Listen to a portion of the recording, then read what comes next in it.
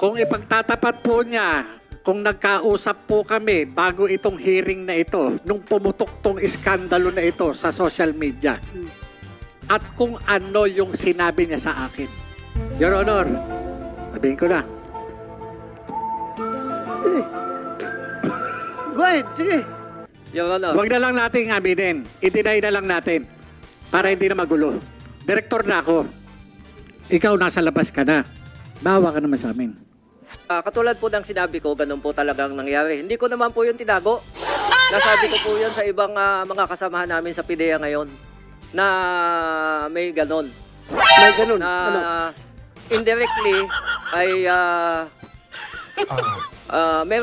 indirectly ay parang yung nga nadinig ko yung hindi ko lang po matandaan kung sino yung sinabihan ko. Na may nangyaring ganun na yung sinasabi niya na nagkausap kami, but indirectly po yun.